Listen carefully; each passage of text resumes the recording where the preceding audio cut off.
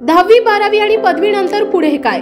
वैद्यकीय क्षेत्रातील करिअर घडवणारे आणि 100% रोजगार आणि व्यवसाय मिळवून देणारे पॅरामेडिकल कोर्सेस करूया।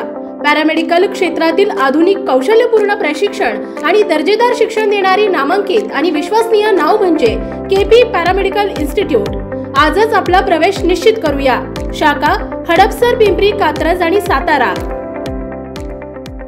पुण्यात गुन्हेगारी काही थांबायचं नाव घेत नाहीये।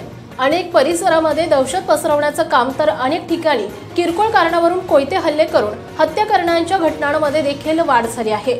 अशीच एक घटना पुन्हा एकदा समोर आली आहे। शरद मोहोळांच्या हत्येनंतर पुन्हा एकदा पुण्यातील कोथरूड परिसर चांगलाच चर्चेत आलाय।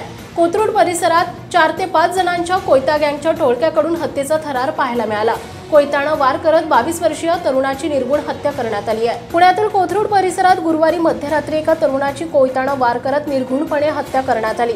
श्रीनिवास वत्सलावर असे खून झालेल्या तरुणाचं नाव आहे। या घटनेमुळे कोथरूड परिसरात मोठी खळबळ उडाली आहे। श्रीनिवास हा रात्री त्याच्या मित्रासोबत घरी निघाला होता। कर्वेनगर परिसरातील गांधी चौकात 5-6 जणांच्या टोळीनं त्याला आणि त्याच्या मित्राला अडवलं। त्यांच्यावर जोरदार वार करायला सुरुवात केली।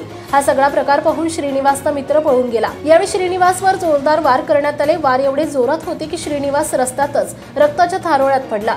रात्र असल्यानं फार रहदारी नव्हती, मात्र तरीही काही आजूबाजूच्या लोकांनी श्रीनिवासला पाहून त्याची मदत केली आणि त्याला जवळच्या खासगी दवाखान्यात दाखल केलं। मात्र त्यापूर्वीच श्रीनिवासचा जीव गेला होता। याबाबतचा गुन्हा दाखल करण्याची प्रक्रिया रात्री उशिरापर्यंत अलंकार पोलीस स्टेशन येथे सुरू होती।